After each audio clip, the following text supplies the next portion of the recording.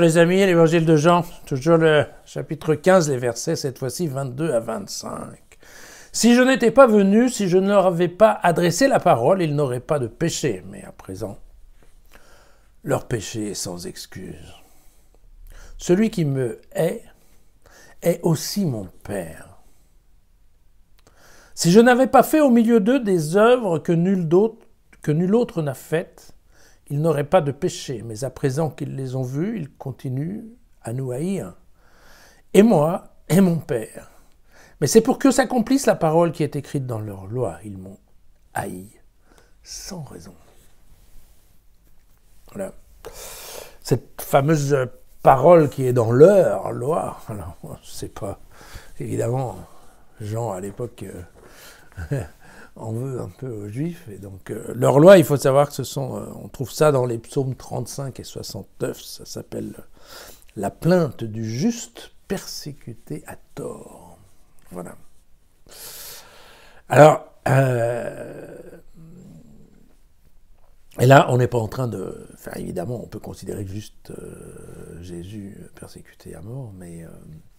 évidemment, c'est plutôt un parallèle qui est fait en termes littéraires, hein, bien entendu. On va détailler ce qui est... vous vous souvenez, hier, on a parlé que la persécution que vivait la communauté de Jean en 85 était la même ou avait la même source que la persécution que vivait Jésus 50 ans avant. D'accord ? Bien. Aujourd'hui, nous avons l'explication claire, hein, du pourquoi, du comment. Le péché. Alors, je vous avais un tout petit peu parlé. Le péché, c'est quand le monde refuse de connaître Dieu. Bien. Et là, vous allez voir, la logique est imparable. Avant que Jésus ne vienne, en fait, personne n'avait vu Dieu. Certes, certains en parlaient, mais beaucoup de gens n'étaient pas au courant. Et puis, il y a la venue de Jésus. Et vous vous souvenez que qui m'a vu a vu mon Père. Et donc, tout d'un coup,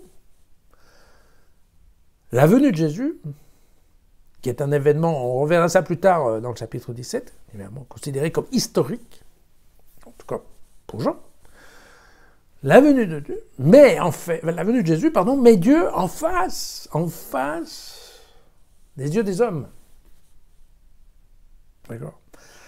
Et de la même façon, les œuvres que vont accomplir Jésus mettent la réalité de Dieu, ce qu'on appelle la révélation, vous vous souvenez, la réalité de Dieu, là, le fait que ce sont des œuvres que nul homme ne saurait faire, effectivement, c'est mettre l'action de Dieu en face des yeux des hommes. Donc, on peut dire que c'est Jésus qui force les hommes au contact de Dieu. Et à partir de là, ceux qui refusent obstinément de comprendre ce qui se passe, d'observer, de tirer des conclusions, de se dire « Ah ben oui, ça c'est vraiment incroyable, ce truc de Lazare, c'est pas possible. » Alors, ceux qui refusent obstinément, c'est ça, le péché, la définition même du péché. Donc en fait, tant qu'on ne l'aura pas balancé à la figure, tant qu'on ne l'aura pas démontré que Dieu existait, il n'y avait pas de péché, puisque de toute façon, ils ne connaissaient pas, quoi. Ok, il y avait des Juifs qui en parlaient, mais enfin, écoutez tout ça. Il y avait aussi des Grecs qui parlaient d'autres choses, alors bon, voilà. Mais là, la venue de Jésus, c'est considéré comme un acte, et comme un acte indiscutable. Donc voilà, c'est comme ça. Ouais. Moi, je vous dis, je suis le Fils. Je suis le Fils, regardez-moi, vous voyez mon Père. Regardez ce que je fais, regardez mes œuvres. Si vous ne croyez pas en moi, croyez au moins dans les œuvres. Regardez mes œuvres. Pas ressusciter Lazare, réparer le type au bord de la piscine, faire ceci, faire cela. Écoutez, les bons hommes ne savent pas faire ça. Si moi, je sais le faire, voilà, vous avez la preuve que Dieu existe. Si même en face de la preuve vous refusez, alors là, mes amis, vous êtes dans le péché. Et là, vous êtes condamnés. Et vous êtes condamnés à faire partir du monde. Voilà. Et donc, c'est ce phénomène-là qui a condamné Jésus et qui maintenant justifie l'hostilité du monde par rapport à la communauté chrétienne. Vous voyez, c'est ce refus d'admettre. C'est ça ce qui est, pour Jean, le péché. Voilà.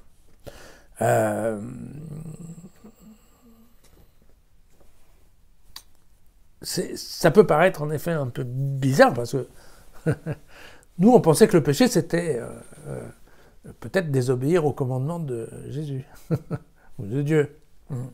En tout cas, les Juifs pensaient bien que le péché, c'était de ne pas suivre les commandements de la loi. Alors, Jean dit le contraire. Jean, il dit pas ça. Jean, il dit non, le péché, c'est de refuser de voir Dieu. C'est refuser de reconnaître Dieu dans la personne de Jésus. Voilà. C'est se refuser à Dieu. C'est refuser, aujourd'hui on dirait, c'est refuser la transcendance. Aujourd'hui, un type qui choisit d'être athée est typiquement, selon Jean, dans le péché. Vous voyez que c'est en ça que l'évangile de Jean est très intéressant. Il nous sort un peu des sentiers battus. Et si on était sûr, nous, de ce qu'était le péché, nous proclamons pécheur. Vous entendez ça partout, dans les églises, surtout dans l'église réformée. Vous voyez que là, on est très loin du péché originel. Chez Jean, c'est pas ça. Le péché, c'est de ne pas voir Jésus, de ne pas voir Dieu dans la personne de Jésus, de ne pas prendre Dieu, la réalité divine, de ne pas la prendre en compte dans son existence. Voilà. J'espère que c'est plus clair. J'espère seulement. Il ne faut pas qu'on oublie cela. Il y a un vocabulaire, il y a des références qui sont différentes chez Jean que dans les autres évangiles et que chez nous. Voilà. À demain.